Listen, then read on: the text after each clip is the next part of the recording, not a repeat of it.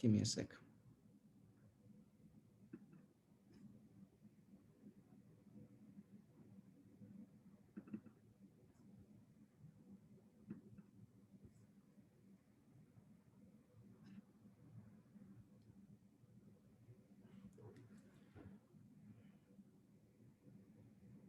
I will wait another 30 seconds as I see people coming in, and then I will kick off.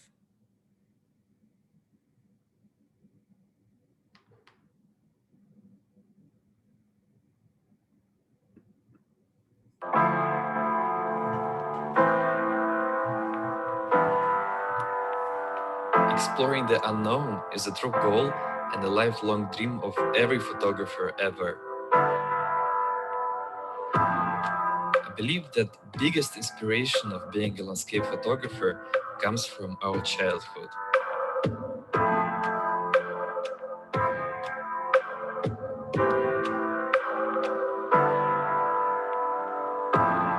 Being curious is challenging since it leads to various difficult and unknown situations, but yet again, it opens the doors to the unknown.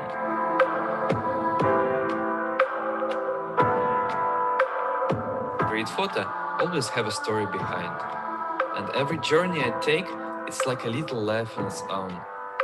I look back on the year that passed and think that the first trip was 100 years ago. So much events, adventures, meetings happened meanwhile.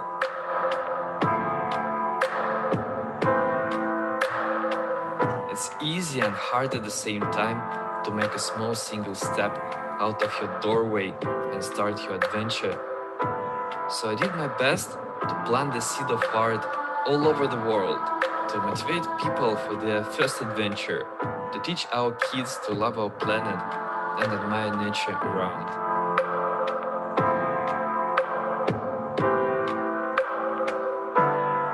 Being Daniel Kordan is a process of rebuilding myself through each and every photo I take, because being me means being every single one of you.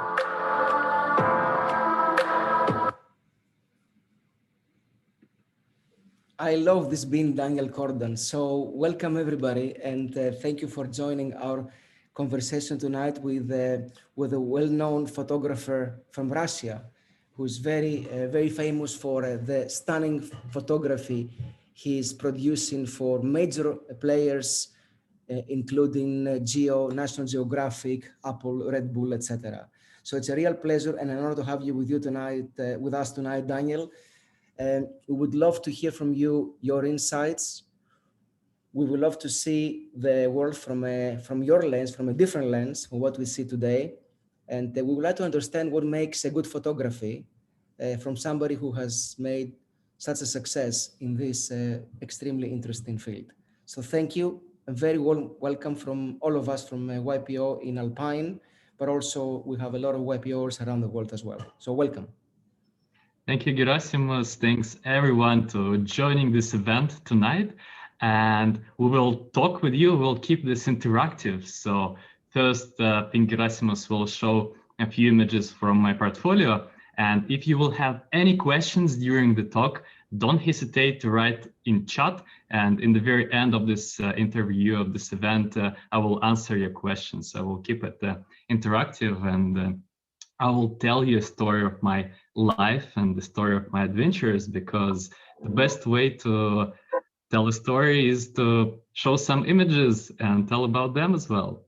So here we go. Exactly. Let's look at some images from Daniel, and then we're going to go to some more detail later. But at least you will get an idea of what his portfolio includes.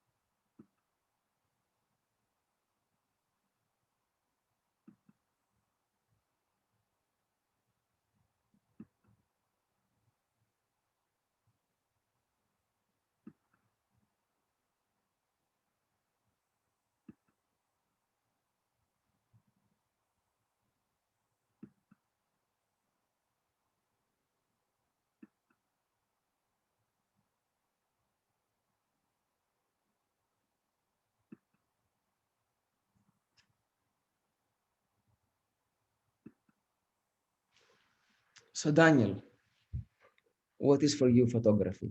What does it mean for you? Well, photography is my life, and it's all I have right now. It's my biggest passion and my biggest inspiration that I bring to the world. And it actually started, it was planted like a seed when I was a kid. I was in childhood when I was dreaming of adventures, and I attended a painting school. So it kind of developed my intuition and my skills to sense the color, to sense the compositions.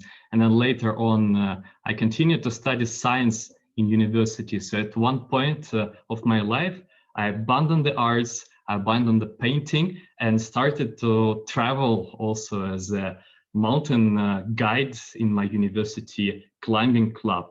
And after that, it was a very hard decision between the science and photography itself. So it's just, I was like a Schrodinger cat.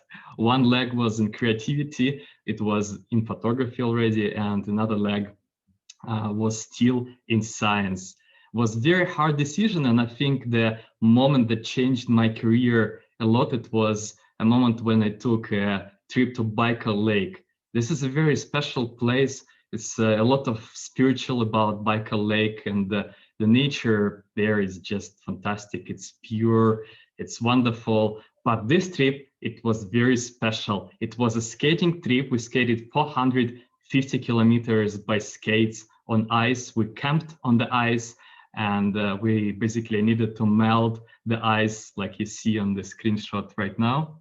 We had the sledges behind us, and sometimes we need to carry all these 30-kilogram heavy sledges with all the food, all the equipment. We needed to put the tent on the ice and use a special ice balls to just have our tents fixed on the ice so they will not fly away with strong winds. It was a very challenging, and it was a life-changing expeditions for me. So being in the wild, it just cleared my mind and cleared all the doubts and all the fears I had about quitting the science and going deeply into photography. The very life-changing moment was this expedition. And the next expedition was cycling on Baikal Lake. You see some absolutely crazy things comparing to the science, the scientific work, the routine work that I needed to do in the office.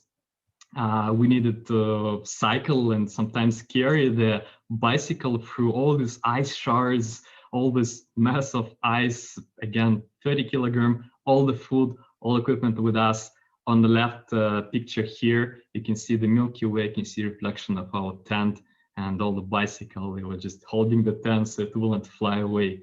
I still remember this crazy night when we sleep inside the tent on the mattresses, and Baikal Lake is cracking, it's leaving because the ice, it's expanding, it's just changing its structure in the night. And sometimes you have crazy dreams like you're falling under the ice and you're already in the water. So very strange things come to your mind, but it's kind of loss when you're out of your comfort zone, when you have all the necessary thing to maintain the life. You need to struggle with cold, you need to work out every day, you have only basic things. And these things, when you go in the mountains, when you go in Alpine, they actually quite refreshing your mind as well. So this is Baikal Lake expedition. This is the very start, maybe exactly around 13 years ago when I started. And after I concluded the expedition, I wrote articles, I wrote blog posts about that. And this is something that pushed my career. When I exposed this way to the people, I inspired them. They see the beauty of Baikal Lake, they see how I struggle, how I challenged myself. I expressed this not only in photos, but I also expressed that in my words, in my articles. They went viral all over the world, including Russian magazines, all the Nat Geo and Geo magazines, and that pushed my career, that gave me the thought and just helped me to eliminate all the self-doubt that I have about career of a photographer. So this is it. This is the very start for me. Very start. But Daniel, you mentioned science, and reading to your biography, one can only be astonished by the fact that you had a PhD in quantum physics, but you started as a painter, then you moved to quantum physics, you did your PhD, and then you became a photographer. So I would be very interested to understand the connection between the science, to the extent you went, and obviously how you moved out of the painting work, which is about colors, into light, which is what photography pretty much represents. So what are the connections between the two, and what is this process? How can somebody do that?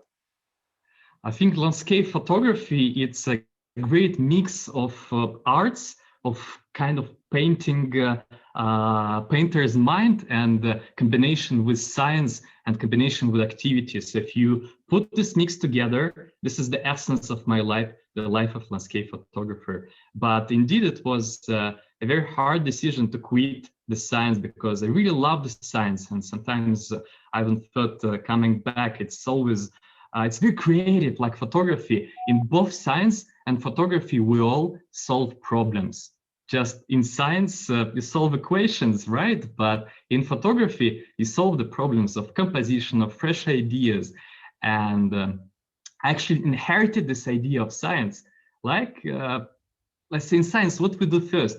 First, we explore the idea. If it's fresh, if it's unknown, if it's something unusual and origin, and then you can just take this idea, seed it, plant it, and then you study the subject. You find the people you work with, you study the actual landscape, the possibilities you can get from landscape, from the area itself. And after you go there, you take the pictures, you talk with the people, you study, you work on the subject, right? And in the very end, you need to publish your images, publish as much as possible in magazines and exhibitions, attend conferences.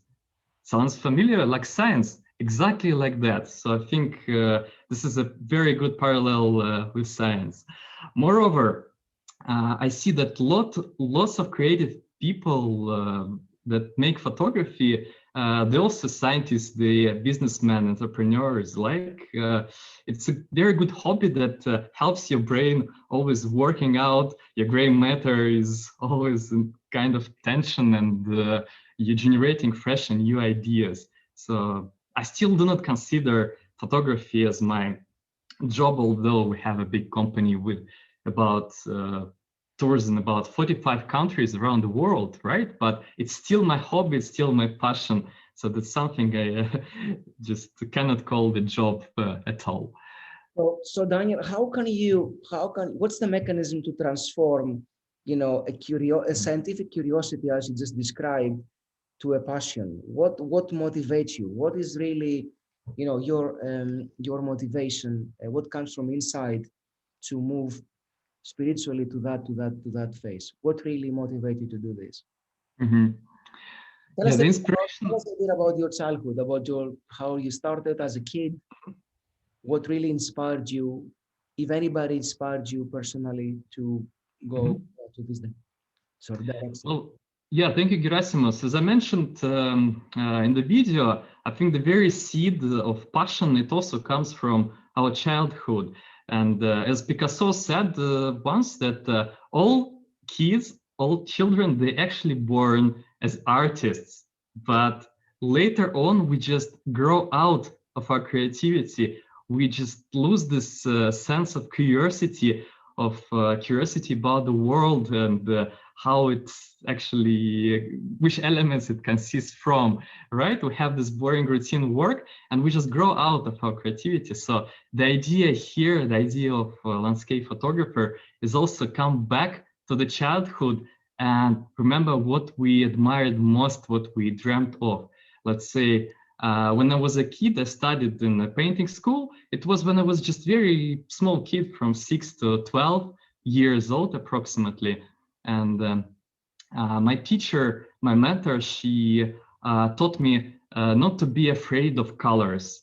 And she also told me never to use blacks in my paintings. And that's why my images, you can see the sense of magic, the sense of softness. I never use black point and blacks in my photography. That's why I have this kind of soft look images. Another idea is to be bold with colors and to be bold about your ideas and not to be afraid of your own mistakes. Because now it's a big problem what I see in the schools nowadays. I have two very cute daughters. One, she's 3 years old, and another, she's already in the 2nd grade in school. She's 8 years old, and I can see now how the school system works. So basically, people, they strive for kids, they just strive for best marks, for achievements. But what happens if they get just bad marks? They get punished for this. They get punished for their mistakes. And this is a big problem because punishing for mistakes, yeah, it actually kills the creativity, of kids, of children a lot. And I think we need more, say, good things when kids fix their mistakes. And my parents did a good job here as well. They give me flexibility and they didn't punish me for any mistakes. I'm not afraid of taking the step into unknown, experiment, risk everything I have for my passion. And here are the images that Gerasimas showed there from Antarctica, right? And I was literally dreaming about Antarctica when I was a kid. I was reading magazines and reading books about Shackleton, Amundsen, Nansen adventures.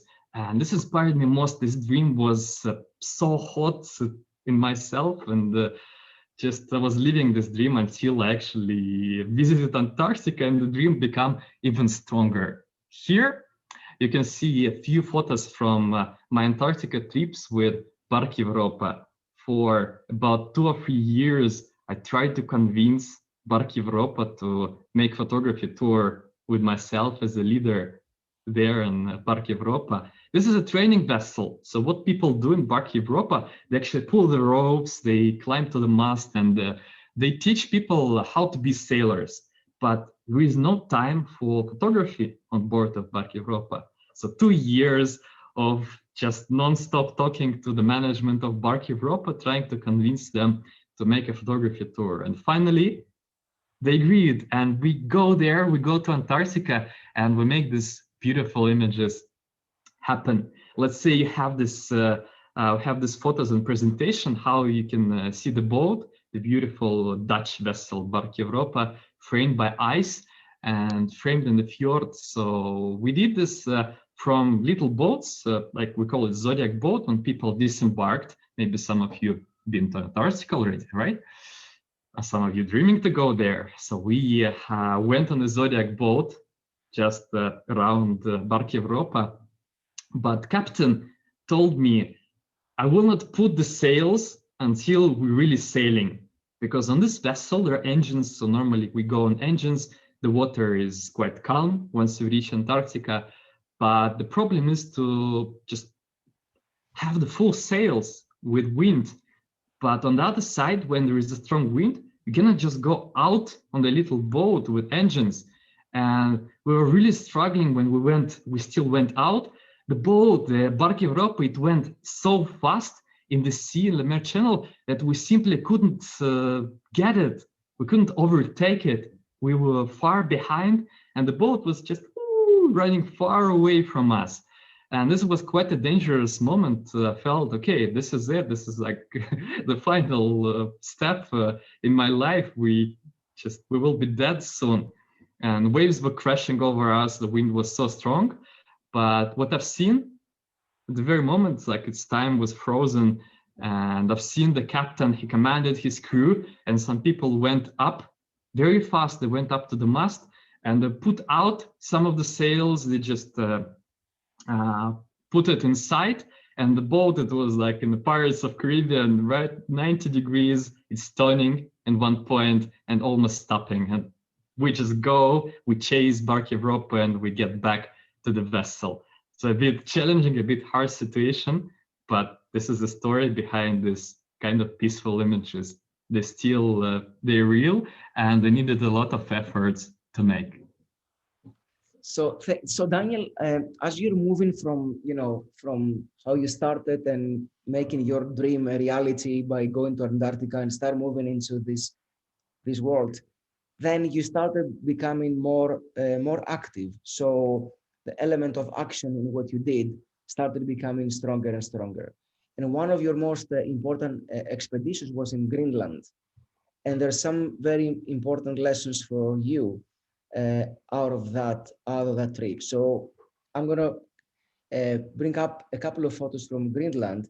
But what we would like to hear from you is, it was a challenging trip, and I would like to find out from you, first of all, how how the importance of having a strong team in very adverse weather conditions, how important it is.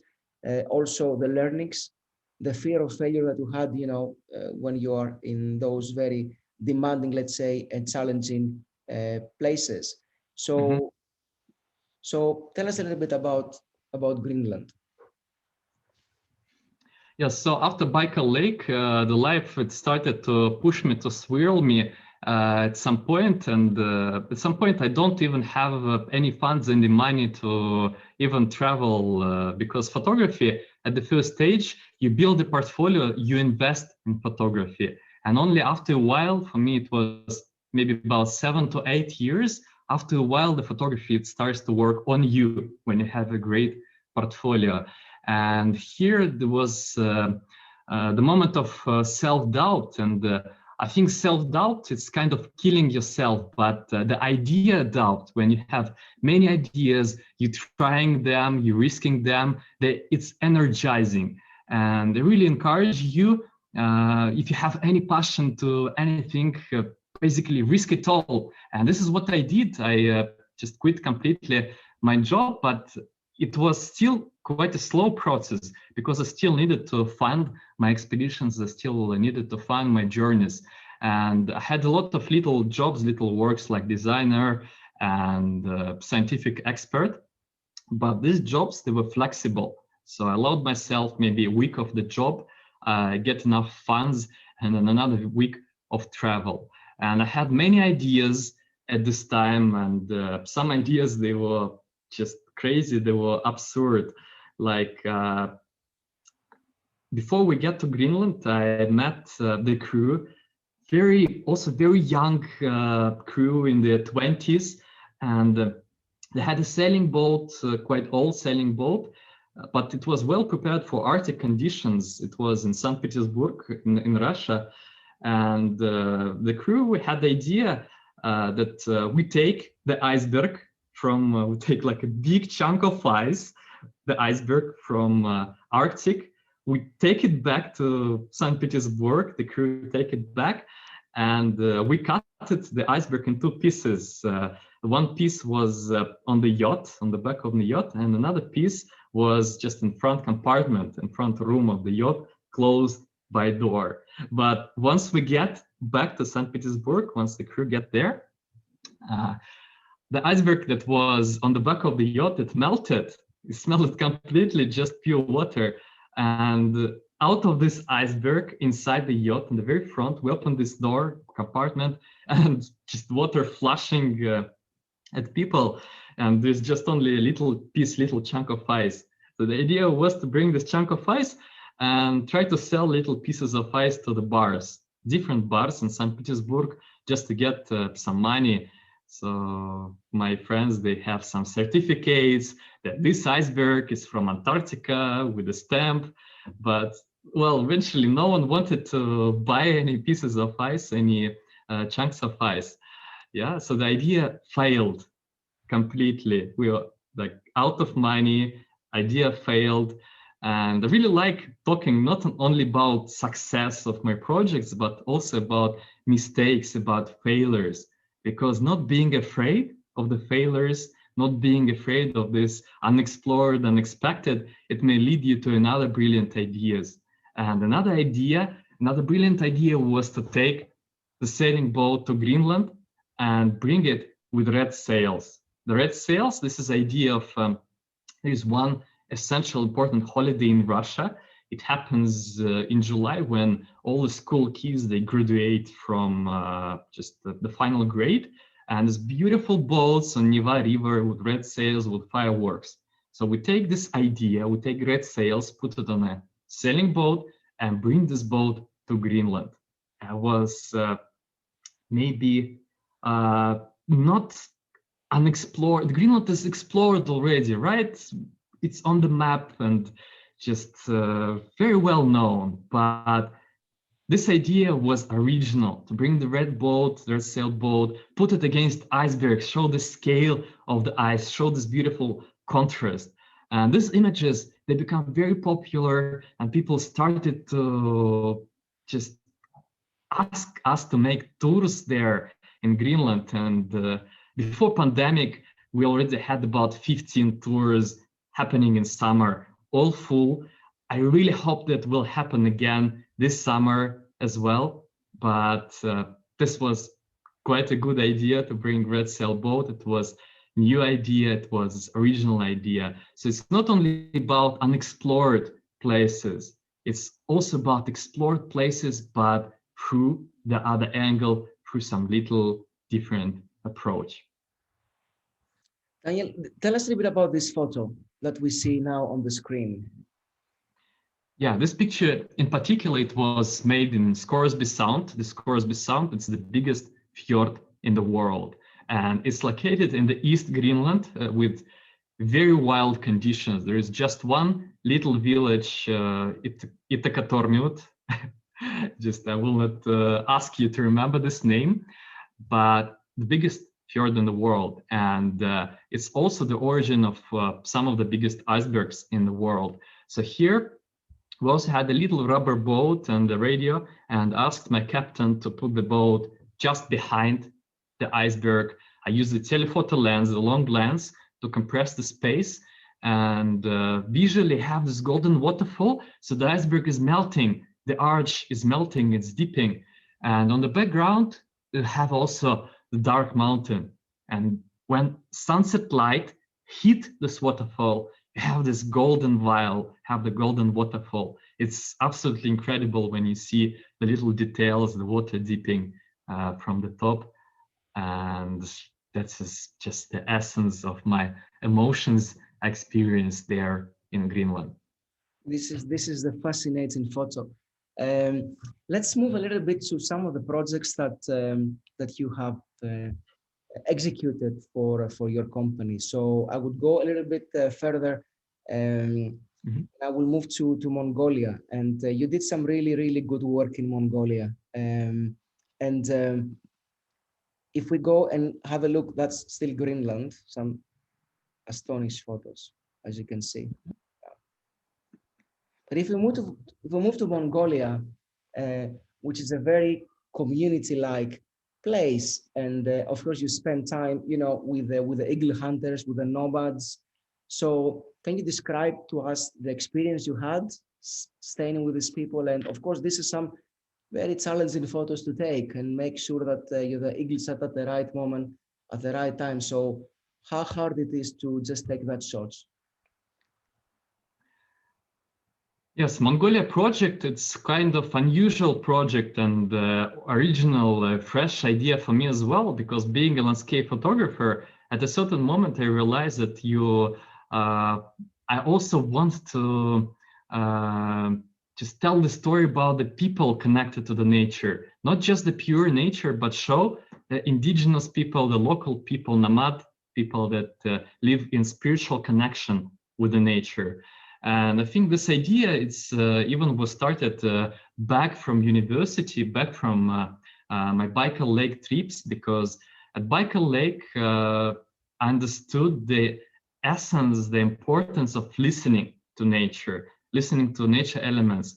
And no wonder that Baikal Lake, it's the place of spiritual connection between different religions like shamanism, Christianity, Buddhism. All the religions are there at Baikal Lake. And being a scientist, I still have very pragmatic mind about the topics, but still the thing I realized there that you need to understand the nature and read the science of nature as a landscape photographer. You need to understand if the temperature, let's say, is cooling down, then the wind can change in the morning. It can bring some danger to you when you're skating.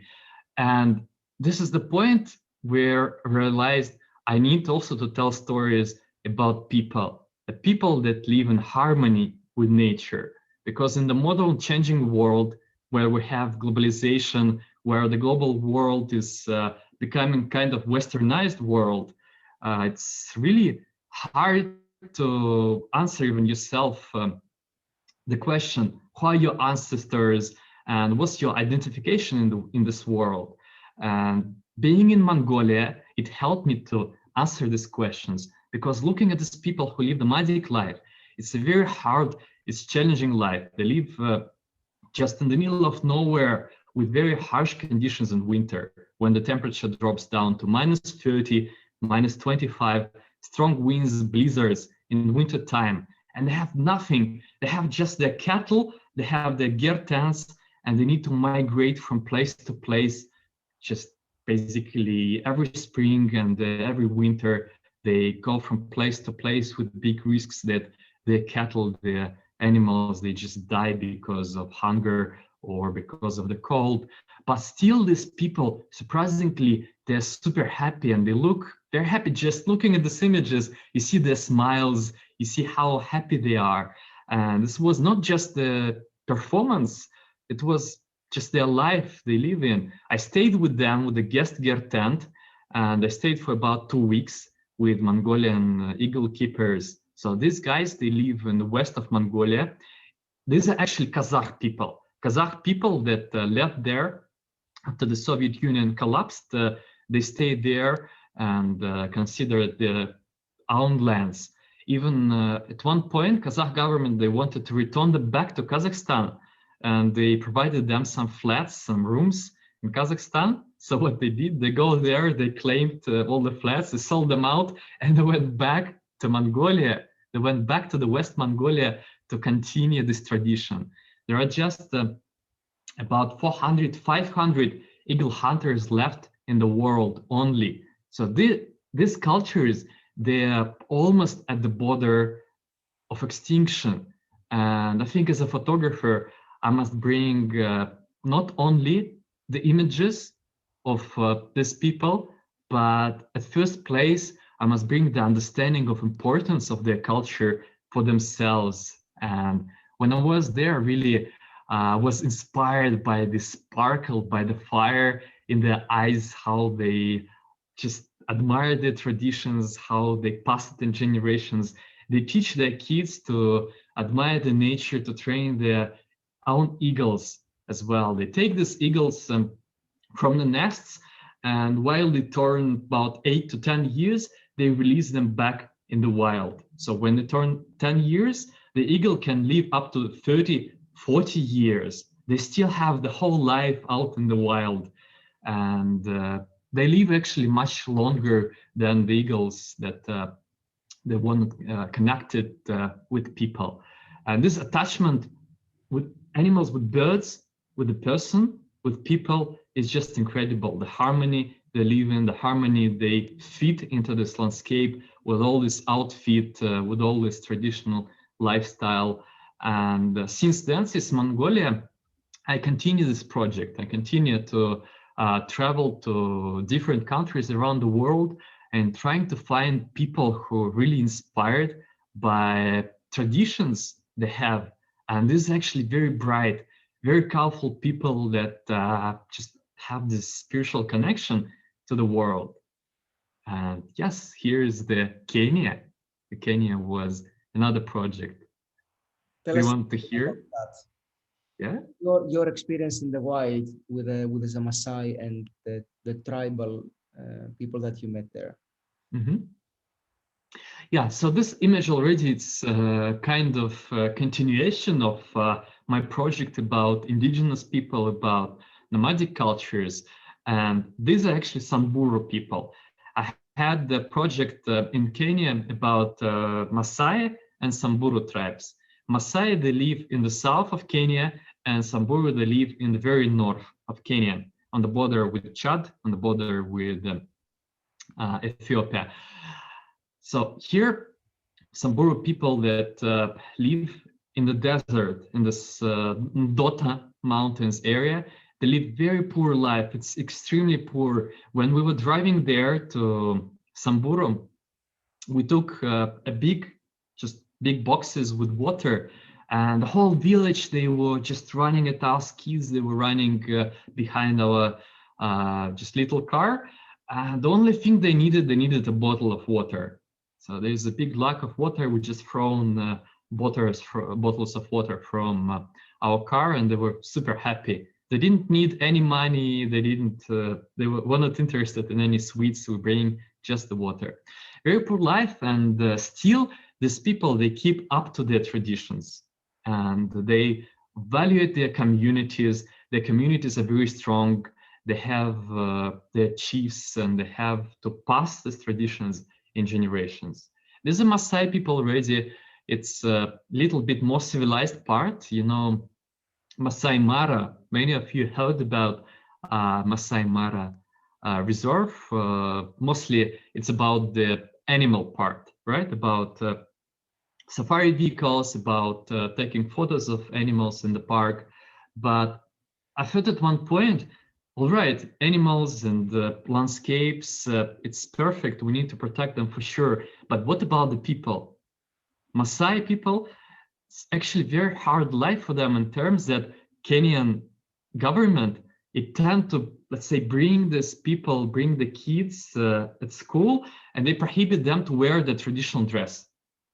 So even Maasai people, they need to just wear the uniform, they need to cut their hair. And eventually what happens with these young people, with these children, they lose their identity in the world. They become just a normal westernized person once they grow up. Okay, they can tell I'm Maasai, but they go to work in government, in protection service. They're good as hunters, as a security guards, but they're not that colorful anymore. And tradition that passes from generation to generation, it just cuts down. This trip was one of the hardest in my life. Why? Because I decided to hike with these people. I decided to live with them. So I came there not just as a tourist. And if you do photography, I really encourage you to avoid some mass tourist places and avoid the comfort zone. So when I went there, I went to Maasai village, and it was so fake. It was just for the tourists. So Maasai just, they dance, they have the performance, but it looked more like a theater. So I decided to take these people on a hiking trip with me. So yeah, we went into the wild. We went with these people for a few days, for 5 days with Maasai and 6 days with Samburu into the wild. So we camped, I just camped with them, slept just in the wild, among the wild animals. And I tell you what, the feel when you are there in wild Africa, not in safari vehicle, but in the wild conditions, it's totally different from just sitting in the vehicle and watching animals behind the glass. And probably one of the scariest experiences in my life when we met hyenas, we met just lions in the wild. Yeah, it's just there, 100 meters from us. And once the hyena is just jumped at me from the bush, 5 meters from me, the scariest moment of my life, when hyena staying in front of you, 5 meters, the teeth out, all these gnarling sounds. And then Maasai guy, he saved me. He jumped, my Maasai guide, he jumped in front of me and he started roaring like lion, imitating the lion sound. And hyena, he just put the tail down and just ran away. So super scary, one of the most dangerous moments in my life. These are Maasai warriors. You see, they have the spears, they have the shield.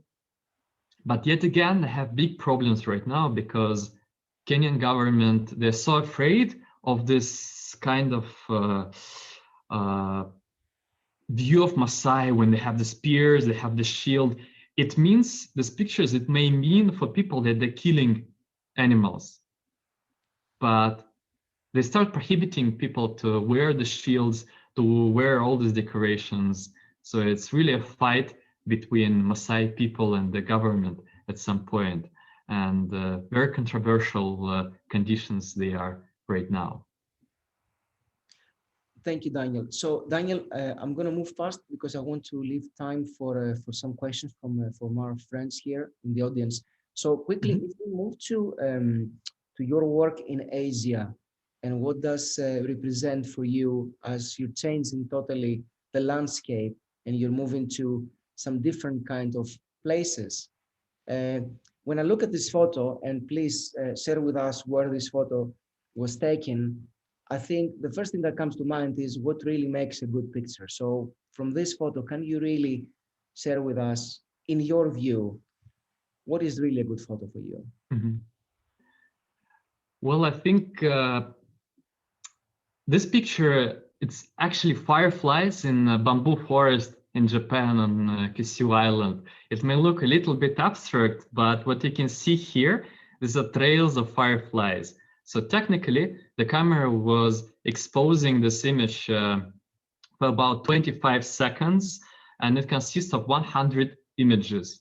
So 100 images, trails of fireflies. Technically, you cannot put the camera for 1 hour of exposure or 2 hours as a digital camera. You will have lots of noise. So you needed to break them in a few distances, like 25, 30 seconds.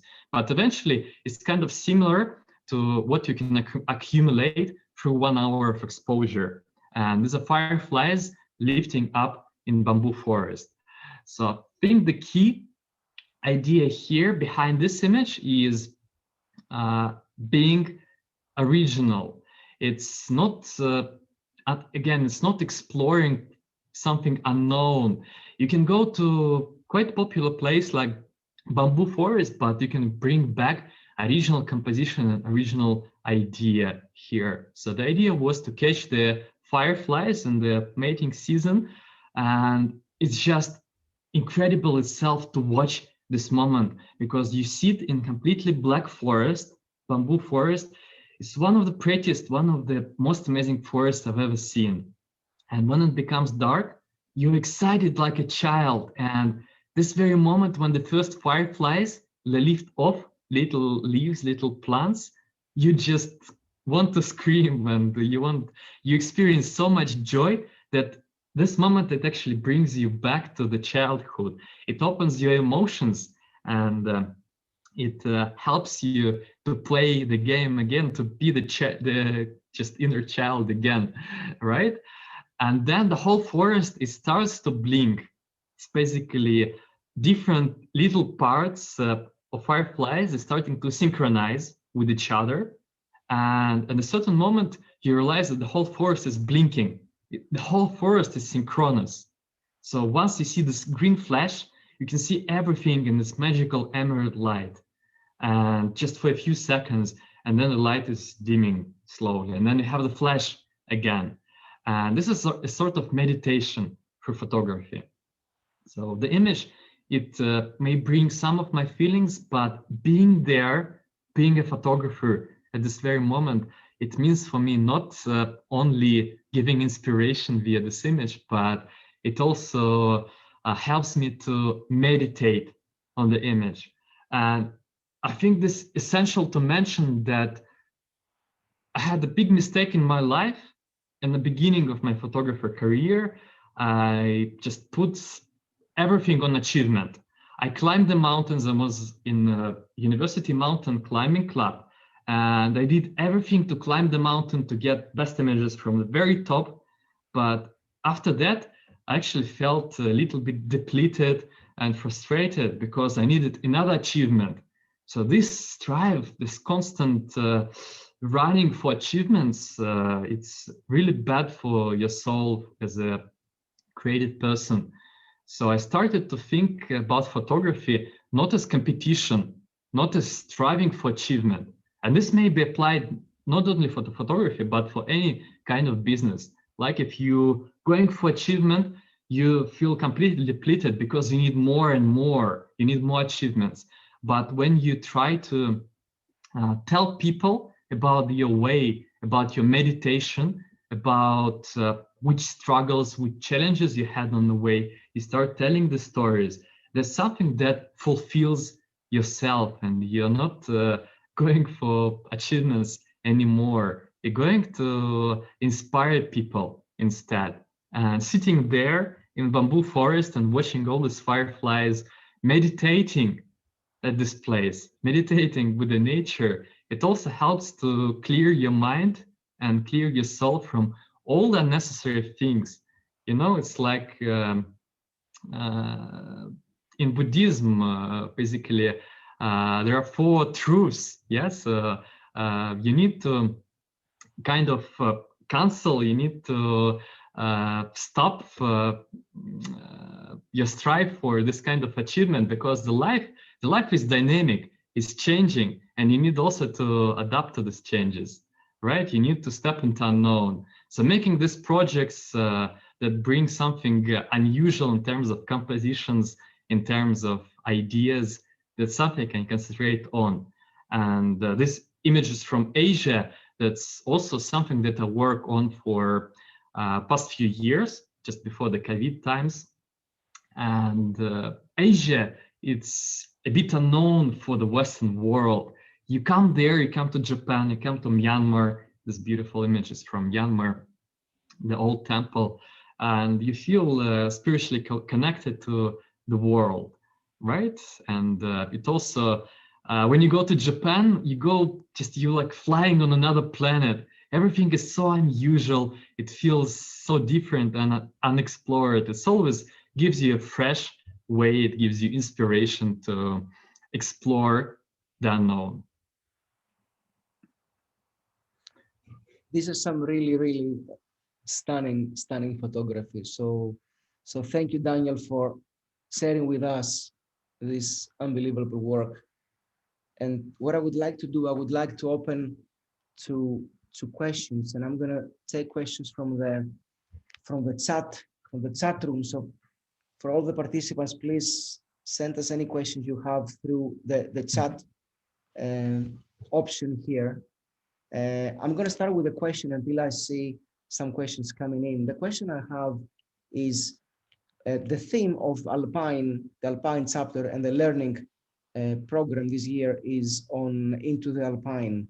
And that what really means to us, into the unknown as an action, as an elevation of what we do. And a lot of the themes and a lot of the speakers we have are linked to this topic.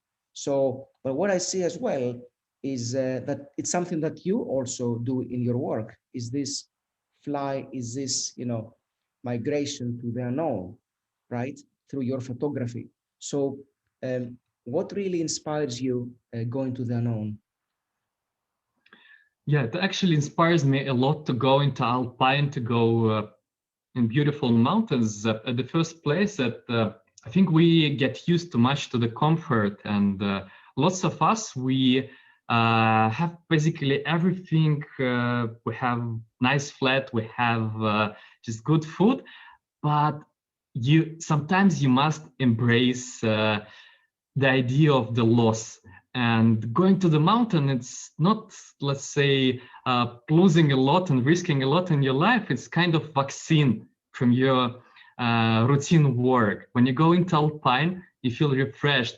You're missing some basic things of your comfort. You're missing the warm bed, the hot shower. But on the other hand, you clear your mind and your soul, and you concentrate on very simple things. You enjoy sunrises, you enjoy sunsets, you just enjoy walking, you enjoy the path. And when I walk on the path, sometimes I just think of nothing. It's just the joy of being there alone, being there myself, and just the joy of walking, of being alive. And sometimes we just lose this feel when we work, when especially we have the routine and non-stop work. So if you have this cycle, to break this cycle, you must go to Alpine. It's the best vaccine, it's the best cure from just any boring thing you can do in your life. It's always refreshing, and you come back from Alpine elevated, you come back with new ideas, fresh ideas, and you kill this sense of self-doubt, and you feel energized about different ideas that you have. It's just something that eliminates, that kills everything non-essential. It's like putting the big stones in the bottle. Yeah. So, and one of the questions we have is exactly that. What happens when you feel less inspired? And what do you do about it? There are moments that you feel like you're blocked. So what do you do to overcome those moments and keep moving? Well, I think what helps me here most, it's the nature itself, first of all, because I'm really inspired by simple, beautiful things. Just watching the sunrise, watching the first rays of sun on your face, feeling it, it's refreshing itself. But sometimes being alone there, it's not enough. Being alone in Alpine is not enough. That's why I'm actually not a lonely wolf, and it was also the big mistake in my life, and point in my life when sometimes I felt really upset and I felt really down when I was alone. But since I started to gather the team of people and started not to take everything on me, like the photographer, it's the person is like a Swiss knife man, right? You need to make so many things yourself. You need to market yourself. You need to write yourself all these posts and all the articles. You need to be a marketing person at first place now and nowadays in the modern photography. And this was the very upset part for me, to make the business, right? To make the finances, to go in the numbers, to all the papers. So I decided to partner with other people, go out from this competition idea of photography to inspiration idea of photography, that I bring inspiration to the world. And that helped me to partner with other photographers, and that helped me to teach other students, other photographers. Basically, I just opened all my knowledge in tutorials, in master classes. I started to teach people, and I started to build a team, the team of guides, the team of partners of myself in different countries. So I just started to pass the knowledge. And when you give this, you give the knowledge to other people, you give it to your students, and you become a mentor, then at the sad moments when you feel upset, these people will give it back to you.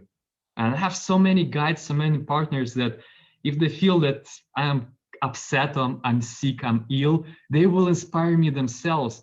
So going in Alpine, it's not only about the nature itself of being a photographer, like a lonely wolf with a camera, it's also surrounded by the people who understand you. And the strongest part of photography community is being together and having something in common to talk about. So all the photographers inspire me most. And when people ask me about your biggest inspiration in your life, in your photography career, I think these are people who surround me. This is my team, and photographers, the local photographers also. When you go to any country, the best way to experience the most there is to connect to local communities. And this goes very well with the story that I just told you about the Kenya trips, about Mongolia. When you connect to the people who really admire what they do, they admire the life, the happy life, but very poor life on another hand. When you connect to these people, you feel happiness and fulfillment of yourself as well. If you move out of the people and you go to the technical aspect of the job, yes, two questions that I have from our friends here. One is, what kind of equipment you use? Do you use a special type of equipment when you go to those remote places? And the second question is, how technology has affected the use of the equipment you'll be using over the past years since you started until today? Mhm. Yeah, technically speaking, I'm not pretty much a gear lover, right? I'm not talking that much about the gear, the cameras itself, but it is really essential to bring good images, good quality images, to be able to print them, to be able to exhibit your works. Like, let's say now I'm at home, we have some photos that hang on the wall with a big format, and I had printed them just 2 meters size in many galleries around the world. I shoot on Nikon cameras, and I was shooting them already for 12 or 13 years. Only the top cameras from Nikon, it was the mirror cameras 2 years before and earlier, and now I shoot mirrorless. I use Nikon Z7 and Nikon Z7 lenses. It's a new line for mirrorless. So basically, as you can imagine, as a landscape photographer, I mostly use wide-angle lenses like 14-24. It's my most common lens. It's the most perfect Nikon lens. 24-70 and 70-200. These are three lenses I take with me on every trip. There are no universal lenses. Well, definitely you can shoot on your iPhone as well, but bringing this kind of heavy equipment, sometimes 20, 15, 20 kilogram just of the gear, all the drones, all the batteries, it helps to bring images of very high quality to be able to exhibit them in the best way possible. And how many backup cameras you have with you when you travel? How many bodies of cameras, just in case something breaks or you have a problem? At least three, four, right? No, normally I take two cameras, Yep. two bodies and three lenses. And yes, sometimes I go on the very wild expeditions. Like let's say in 2 days, I'm going to Socotra Island in Yemen. So maybe some of you heard about Yemen, like dangerous country with a civil war, but still Socotra, it's a very wild place. We won't have any electricity there for a week or 10 days. So just bring a bunch of batteries with me. Sometimes I bring a solar panel, just a little portable solar panel that also helps me to charge the batteries. In wintertime, I store my batteries in special gloves and compartments to heat the batteries before I use them. And most of professional cameras, like top cameras for each brands like Nikon, Canon, Sony, they're very well built, and they were built to endure. And definitely, let's say if you have your iPhone, I had an iPhone and some other cameras, just smartphones on Baikal Lake, -30. After 5 minutes, it's dead, just totally kaput because of the battery. Daniel, usually how many shots on average you throw away to finally succeed with your, let's say, best picture? Yeah. It's good. Good question. Very good questions. It doesn't look like I'm coming to location and I just get this one masterpiece. I get thousands of images from each of the trips. I experiment. I try different angles, different ideas. It also connects to idea I try to bring to you. Don't be afraid of your own mistakes, right? Just make the most out of your mistakes. So I'm trying to bring as much images as possible. And what makes a great photographer, it's not the images you take in field, but the images you choose at home. This is the difference. And how I choose the images from thousands of shots, this is the most essential. Because let's say, you remember this image with Camargue horses, like with golden horses running at the seashore? I spend about 5 or 6 days each year in Camargue, in south of France. And from 5 days, I bring about 20,000 images. 5 days, 20,000. Just hundreds. Yes, this one. So to make this one image, you need 10 or 20,000 shots. Why? Because horses, it's not circus, they're not tamed. They can run any possible way. Or they can just say to us, okay, guys, we're too tired, we're exhausted, we just lay on the sand and we'll roll in the sand, or just give us some carrots, right? They're not trained animals. If they want to run, they will run. If not, they will stay there at the shore. Many runs, many tries and trials, and after it's a very, very hard, challenging and precise work under these images. So I sincerely believe that, of course, there are talented photographers, but when people say to me that I'm talented photographer, I always say like, oh, come on, it's just the grit. It's just the grit. It's constant, non-stop work on your passion that make you stand out. And if you're really passionate about something, you will work and you will develop this grit with years into something bigger, like this little spark that I had with the love to science, with love to nature, to travel. These little sparks, they're connected to each other, and eventually they produce this flame of photography. Daniel, there is a particular question to this photo. And the question is, how did you position yourself in taking that shot? Just very close, to the horses coming your direction. Yeah, it's. I was just talking about 10,000 images, right? But this situation was opposite. It was just one run they made, the Mongolians. They were just really happy to interact with me, and you see it's on their faces. They're laughing. Although each bird, it's about 8 to 10 kilogram. Imagine how hard it is to hold the bird. And at this certain moment, I was just made maybe 3 to 5 images on telephoto lens, 70 to 100. Once they run at me, ask them to run at me with the eagles. All of them, they put the eagles up, and it happened so that the composition itself, it worked out. All the eagles, they opened their wings as they run very fast, as they see this passion with which I shoot these images, with which I want to portrait them. They're also inspired by this passion, by this play, the game between the photographer and the model. And they run very fast. All the eagles, they spread their wings as they almost run above the water, above the surface with the horses. And this image happened, just 3 to 5 images. Of course, a couple of images, they were like messed together, all the horses behind each other, wings were just closed. But this is the case where it's just some luck and some connection between people and something that produced this image. Great.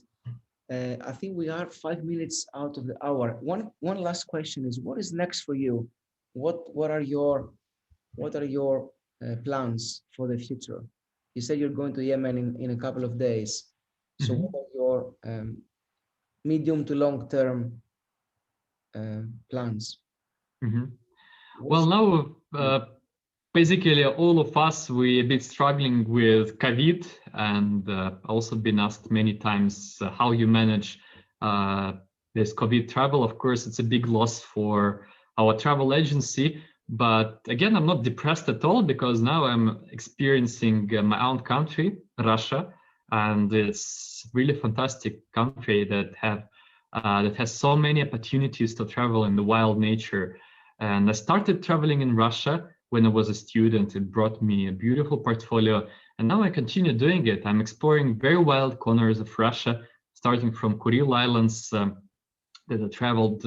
I was sailing there on a sailing boat last July and August, and then I had this project about continue the project about indigenous nomad cultures with cultures from Russia, because we have more than 160 nationalities in Russia, and to bring this identity, the idea of identity of people, portraying them in the most beautiful places when they actually live, it also take a big part. I was traveling to Caucasus Mountains in Russia last October, and I was traveling to recently to Kolyma, to Baikal Lake again, and I will continue traveling this year as well to some very remote corners of Russia. It's quite safe because these are wild places. So in fact, I feel quite much safer in the wild, in Alpine, than being in the city with lots of people, even just going to the supermarket, going to the store. I feel much more confident and much more safe in the wild environment. And this is what I can also encourage you to go in the nature. And this is my quarantine, yes, the quarantine times in the mountains in the Alpine. I will continue exploring Russia this year, and I really hope that the world start opening again, and we will start traveling internationally. Like I'm going to Socotra, and Socotra is a wild place, and even to get to Dubai, to get to Socotra, it feels quite safe, because I need to get a test here, a COVID test here at home in Russia 2 days before, and then I have the test on arrival, and I have another test when I just fly out to Socotra, and even once I get there to Socotra, I have another test. So it's just so much precaution about traveling, and it feels quite safe at the moment for me. That's great. Well, Daniel, thank you so much for being with us, for sharing these amazing stories, for those amazing pictures. It's a pleasure. Please keep us posted of your, next endeavors. I'm going to finish the call with, for those who missed the starting video, because it's a less than 2-minute video, but please spend 2 minutes to watch the video, which was the opening one for those who didn't make it on time. So thank you very much. Stay tuned for an extra couple of minutes, and we hope to see you soon. Daniel, thank you very much for being with us. Thank you, Gerasimus. It's my pleasure. Be inspired by nature and by travel. And be well, okay? And wish you Thank you. great photos. Hold on, let me just play this. Thank you. Thank you.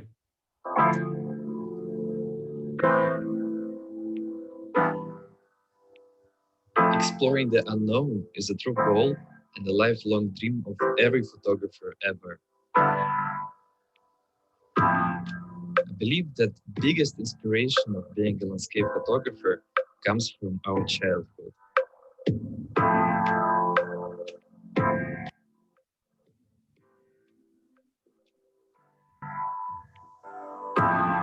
Being curious is challenging since it leads to various difficult and unknown situations